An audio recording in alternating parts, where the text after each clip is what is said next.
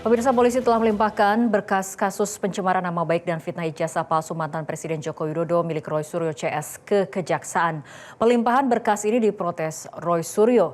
Di sisi lain, meski terancam penjara, Roy Suryo enggan menempuh langkah restoratif justice. Apa alasannya? Berikut ulasannya dalam Top Review. Tunggu apa lagi bersama Kata Oma. Telur gabus kata Oma. Baru jagung bakar mentega. Jagung bakarnya nendang, menteganya meleleh di mulut. Rasakan kasih sayang Oma di kerenyahannya.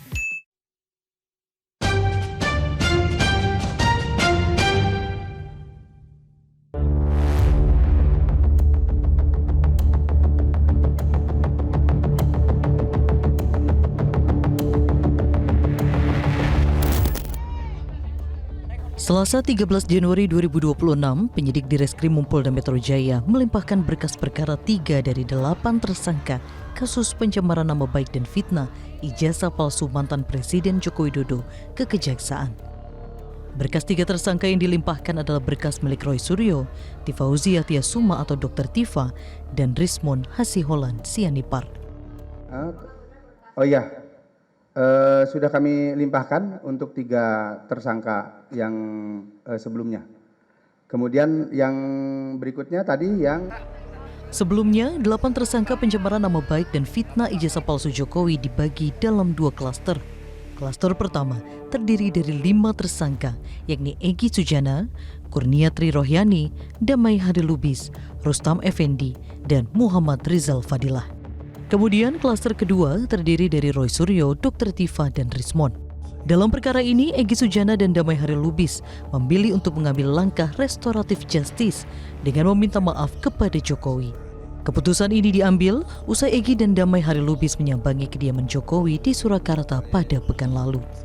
Sementara itu, Roy Suryo CS sendiri menyatakan enggan menempuh jalur restoratif justice. Tersangka Rismon Sianipar misalnya mengaku kecewa dengan permintaan maaf yang dilakukan oleh Egy Sujana dan Damai Hari Lubis kepada Jokowi.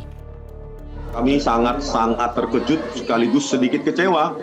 Ya, kenapa tidak ada info baik sebelum maupun setelah?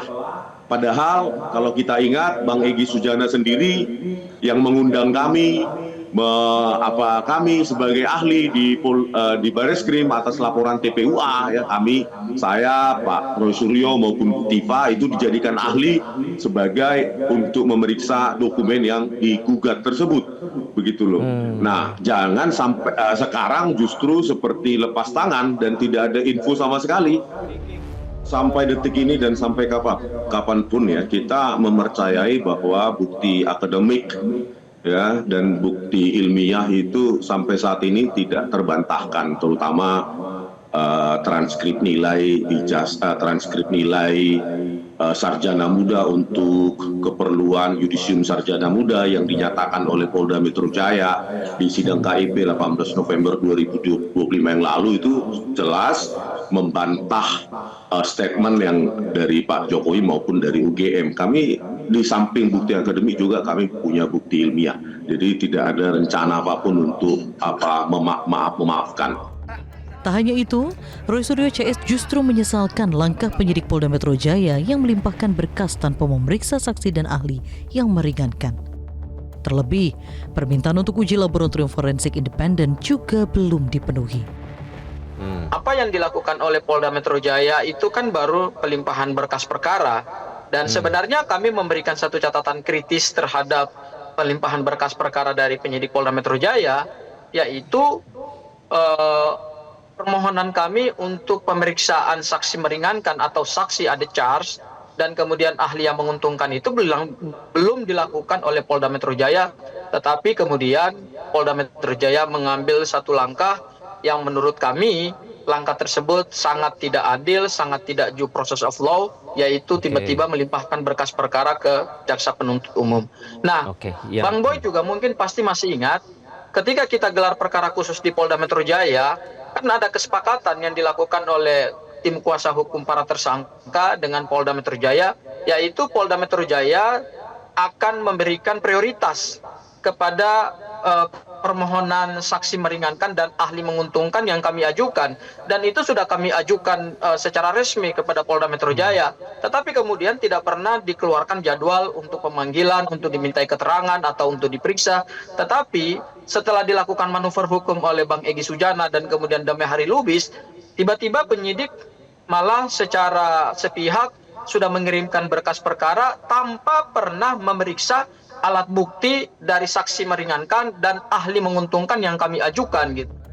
Di sisi lain, mantan Presiden Jokowi menyatakan masih membuka pintu maaf dan peluang dilakukannya restoratif justice untuk menyelesaikan perkara pencemaran nama baik dan fitnah ijazah palsu.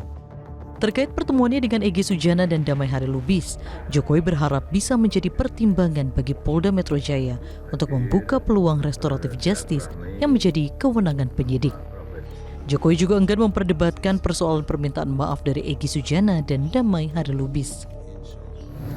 Hadir bersilaturahmi Bapak Profesor Egy Sujana dan Bapak Damai Hari Lubis Esa ke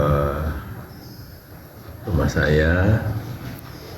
Benar, beliau hadir didampingi oleh pengacara Bu Elida Neti, dan itu adalah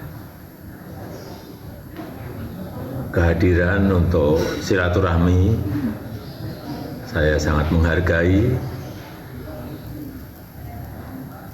dan saya sangat menghormati silaturahmi beliau berdua. Sementara hingga Rabu 14 Januari 2026, Roy Suryo CS lagi-lagi menegaskan tidak akan meminta maaf kepada Jokowi meski mereka terancam hukuman 8 hingga 12 tahun penjara. Sampai hari ini belum ada alasan untuk meminta maaf karena belum ada suatu proses yang membuktikan bahwa ijazah saudara Joko Widodo itu ditetapkan asli atau tidak. Karena itu sampai saat ini justru yang diyakini oleh klien kami, apalagi setelah melihat bukti dokumen yang disita oleh Polda Metro Jaya dalam gelar perkara khusus, makin meyakini bahwa ijazah itu palsu atau ijazah itu bermasalah. Jadi saya pikir ini adalah bagian dari kepanikan saudara Joko Widodo untuk bermanuver agar bisa menghentikan kasus ini dengan dalih adanya perdamaian antara para pihak. Mas Kozin, karena kalau sampai ini situ dulu berlangsung ya. sampai di persidangan, tentu itu akan membongkar kepalsuan ijazah Jokowi. Begitu. Bang Ahmad ini kan juga mewakili sebagai kuasa hukumnya dari teman-teman Roy Suryo CS. Apa tahu? Kita nggak tahu gitu kan. Tetapi apakah terus ingin melakukan pemeriksaan dan ingin terus membuktikan? Ya berarti ya terus. Kan berarti kan dari mereka sinyalnya. Masalah yang tadi Bang Koizunudin menyampaikan, ada Roy Suryo CS menyampaikan ingin melakukan proses lain, berjuanglah istilahnya tadi ya saya dengar. Ya silakan, makanya kita percepat supaya bisa tepat jelas, supaya jelas barang ini gitu loh. Sebagai informasi, penerapan KUHP dan KUHAP baru yang efektif Januari 2026 lebih mengedepankan pada pendekatan keadilan restoratif dan humanis serta mengurangi fokus pada hukuman penjara. Namun, Roy Suryo CS menyatakan baru akan meminta maaf kepada Jokowi jika ijazahnya terbukti asli melalui putusan pengadilan yang inkrah. Jelajahi cara baru mendapatkan informasi. Download Metro TV Extend sekarang.